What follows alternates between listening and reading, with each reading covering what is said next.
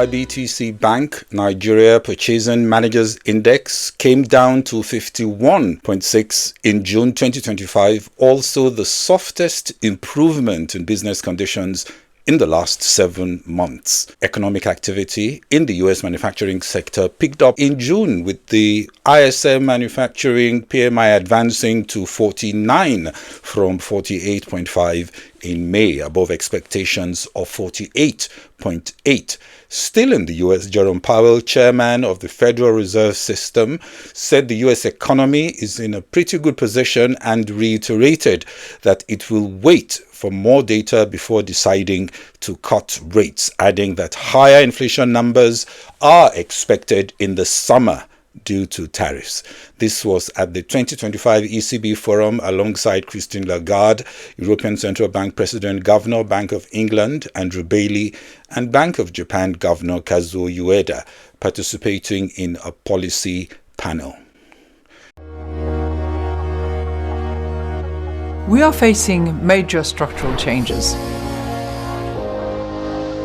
related to aging, digitalization, the greening of the economy. And with all that, we have to deliver on our mission, price stability. So if you're interested in those issues, come to the ECB Forum in Sintra. We will debate all that and more.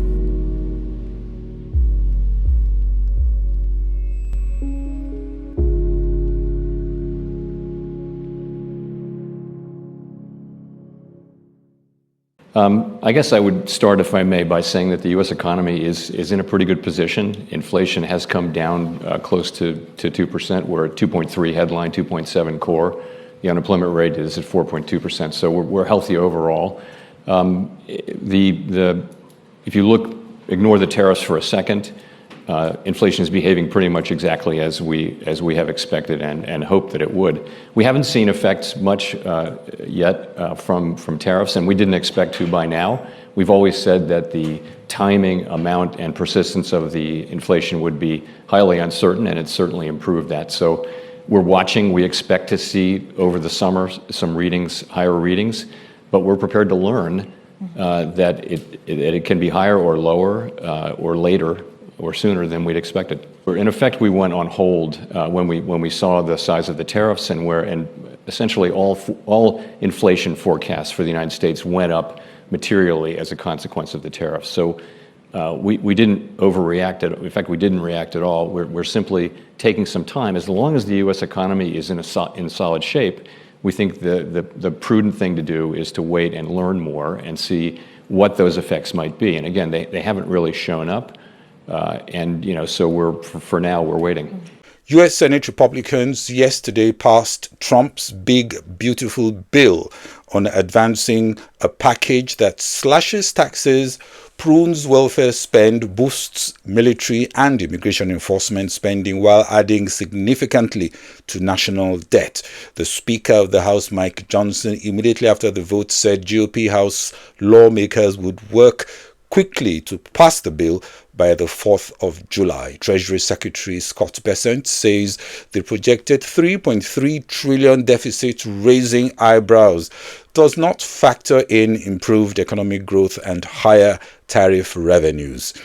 It was mixed in closing on Wall Street. The Dow ended 400 points higher after the Senate passed Trump's tax bill, while the S&P 500 and the Nasdaq were lower to begin the second half of the year. Hello, welcome again to Global Business Insights, where we discuss drivers, moving markets, and offer perspectives on business and the economy. Today we focus more on the data as we look to the second half of the year just starting. We got a slew of Purchasing Managers Index data and of course other business stories. China's factory activity unexpectedly returned to growth among export-oriented manufacturers in June as the country shrugged off headwinds from trade disruption. The Caixin S&P Global Manufacturing PMI beats estimates at 50.4 from 48.3 in May, which had been its worst contraction since September 2022.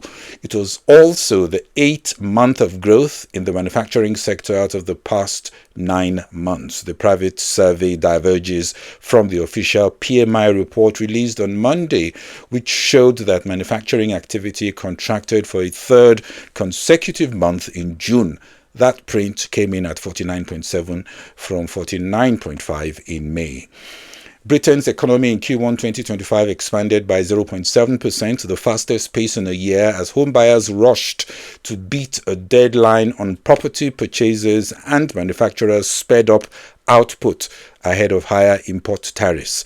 British Prime Minister Keir Starmer won a vote on his welfare plans at significant political cost as he suffered the biggest parliamentary rebellion of his premiership and was forced to back down on key parts of the package.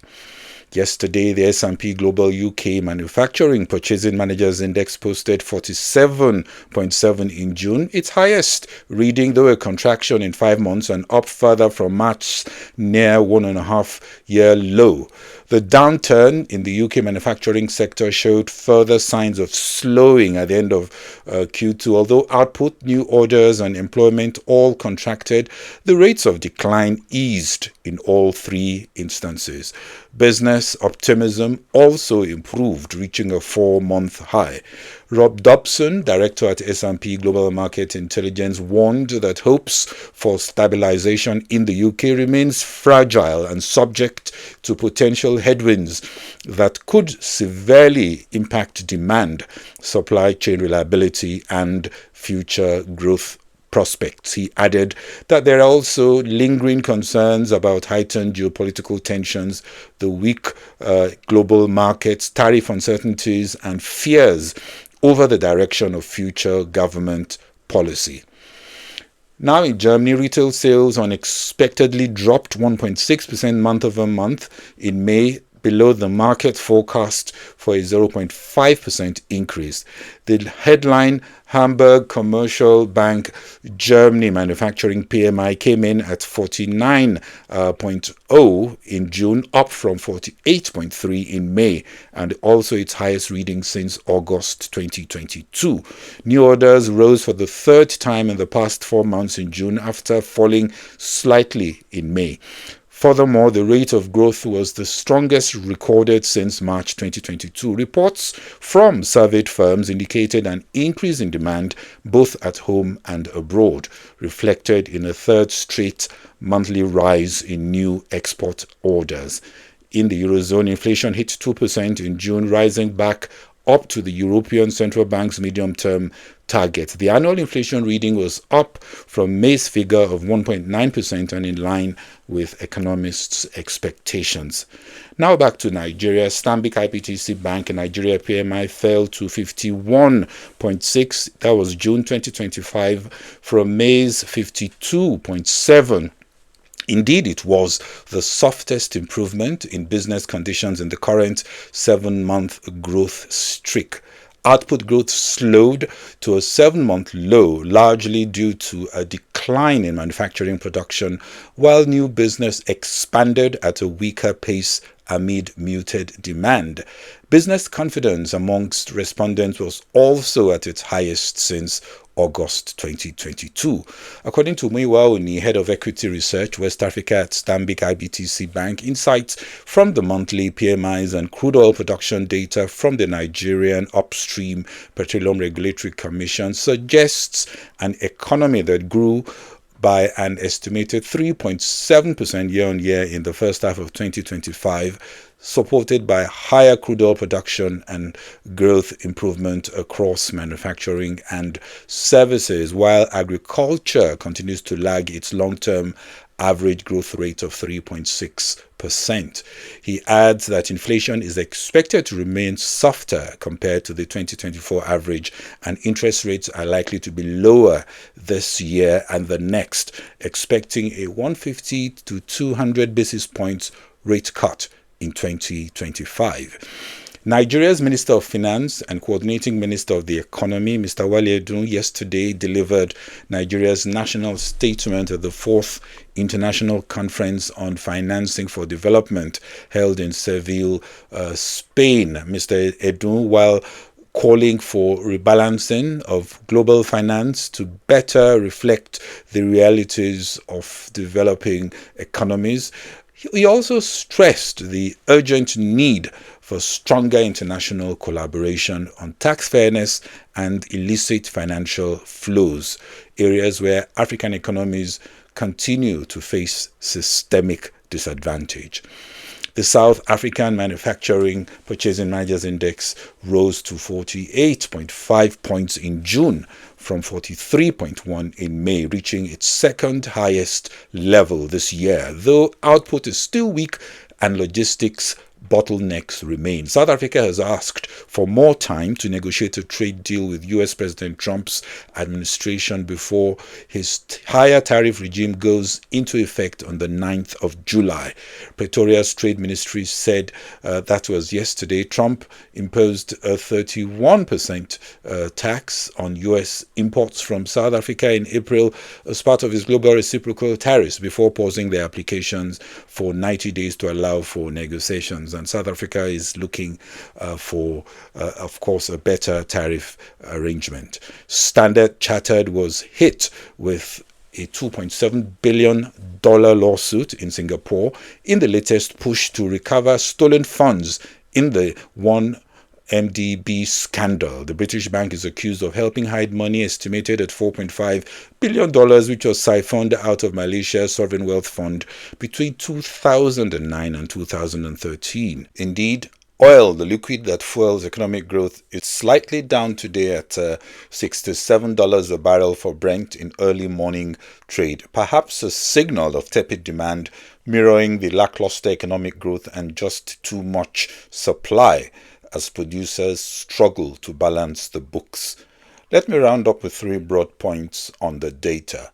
First, there are many mixed signals. You often get data looking better than expected. For example, the latest US job openings data increased in May, contrary to expectations for a modest decline. And we also saw, like we said, June US ISM Manufacturing Index ticking higher, slightly more than expected. And some analysts say these data reflect a resilient US economy. But within the ISM data for manufacturing, the new orders and employment components of the survey declined. And though there were 7.8 million job openings in May, up from 7.4 million in April, largely driven by leisure and hospitality, the openings may not be enough, according to some analysts, to support the broader labor market. One should not read too much into a single data point. A lot could be buried in the details. Though US markets are at record high, analysts are still calling for caution as they look at the second half of 2025, still with a lot of unknowns. Second, Jerome Powell puts it accurately when he says we have to wait for the full effect of tariffs, and the next few months will be instructive. We already saw Eurozone inflation ticking back up this week. It's still premature to declare victory on inflation, though all indications suggest the second half will continue to see a moderation. There are many double-sided risks, and we are still far from certain. Third, look at Sub-Saharan Africa. South Africa and Nigeria are doing better, but both are far from the level of 5 to 6% economic growth needed to dent poverty and make the required impact on unemployment, as headwinds look firmly in place to hold back faster expansion. And there is indeed a need for activation of fresh growth and investment catalysts. Business as usual won't cut it, neither will the good talk. Asian stocks were mixed as investors digested latest comments from US Federal Reserve Chair Jerome Powell. Traders are also observing the scramble for trade deals ahead of US July 9 deadline for tariffs. US stock futures were mostly flat in early morning trade. Well, that's it on this episode of Global Business Insights. This is Bode Oshosami. Thanks for watching. Bye-bye.